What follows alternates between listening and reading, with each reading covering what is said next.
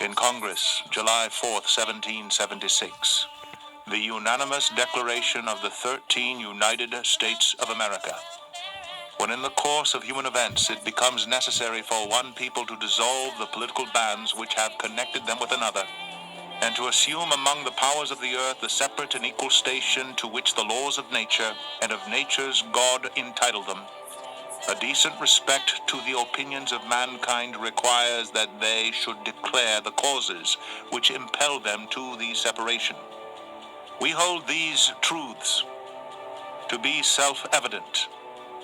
that all men are created equal, that they are endowed by their Creator with certain unalienable rights, that among these are life, liberty, and the pursuit of happiness. That to secure these rights, governments are instituted among men deriving their just powers from the consent of the governed. That whenever any form of government becomes destructive of these ends,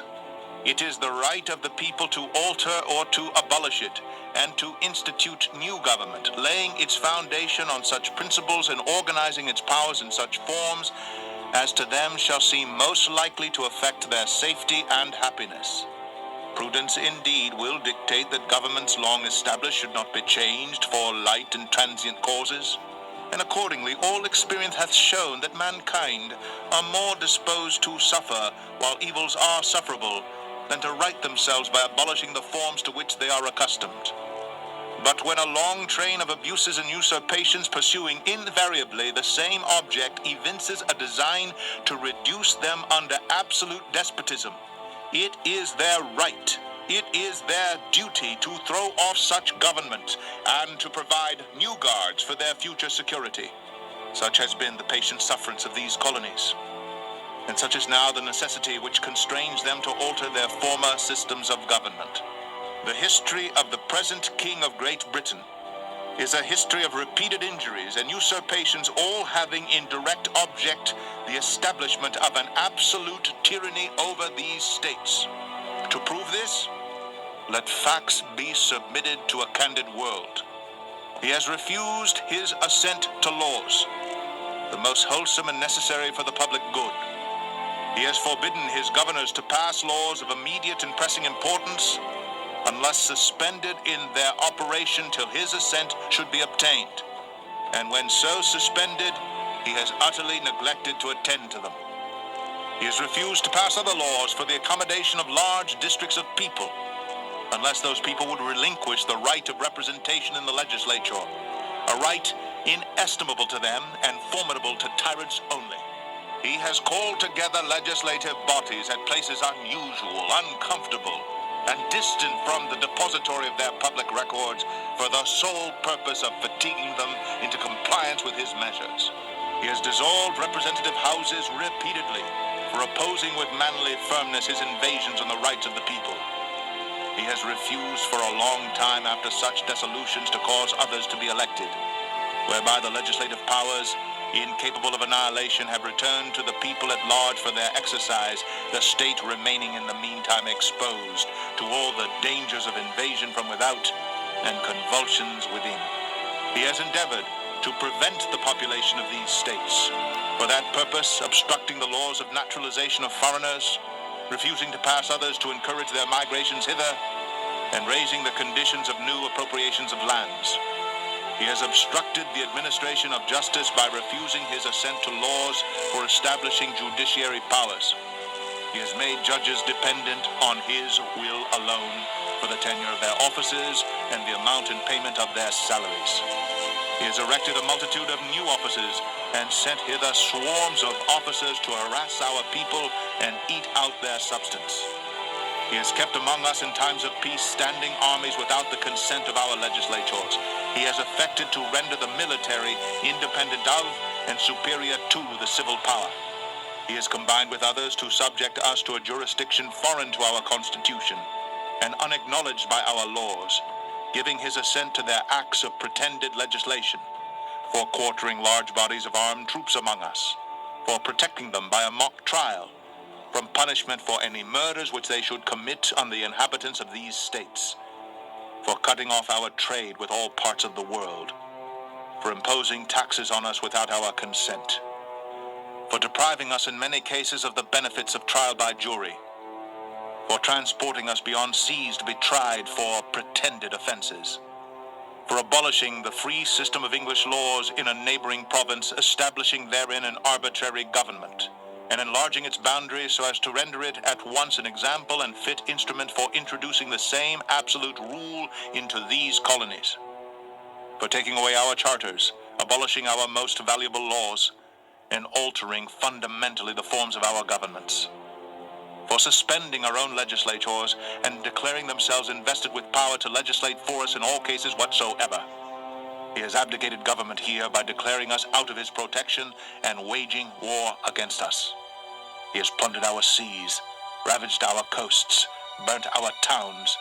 and destroyed the lives of our people. He is at this time transporting large armies of foreign mercenaries to complete the works of death, desolation, and tyranny already begun with circumstances of cruelty and perfidy scarcely paralleled in the most barbarous ages, and totally unworthy the head of a civilized nation. He has constrained our fellow citizens taken captive on the high seas to bear arms against their country, to become the executioners of their friends and brethren, or to fall themselves by their hands. He has excited domestic insurrections among us, and has endeavored to bring on the inhabitants of our frontiers, the merciless Indian savages whose known rule of warfare is an undistinguished destruction of all ages, sexes, and conditions. In every stage of these oppressions, we have petitioned for redress in the most humble terms. Our repeated petitions have been answered only by repeated injury. A prince, whose character is thus marked by every act which may define a tyrant, is unfit to be the ruler of a free people. Nor have we been wanting in attention to our British brethren. We have warned them from time to time of attempts by their legislature to extend an unwarrantable jurisdiction over us. We have reminded them of the circumstances of our emigration and settlement here. We have appealed to their native justice and magnanimity, and we have conjured them by the ties of our common kindred to disavow these usurpations, which would inevitably interrupt our connections and correspondence. They too have been deaf to the voice of justice and of consanguinity. We must, therefore, acquiesce in the necessity which denounces our separation and hold them, as we hold the rest of mankind, enemies in war, in peace, friends. We, therefore, the representatives of the United States of America, in General Congress, assembled, appealing to the Supreme Judge of the world for the rectitude of our intentions, do,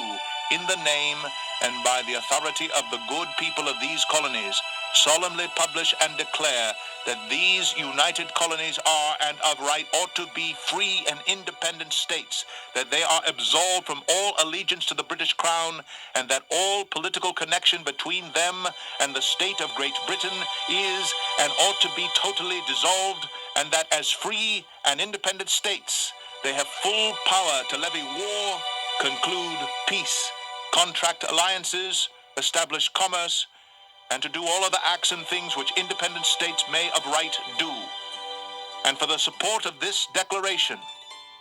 with a firm reliance on the protection of divine providence, we mutually pledge to each other our lives, our fortunes,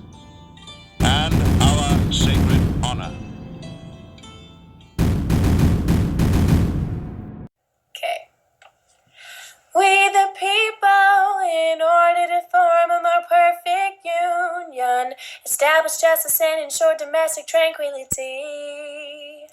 provide for the common defense, promote the general welfare, and secure the blessings of liberty to ourselves and our prosperity, do ordain and establish this Constitution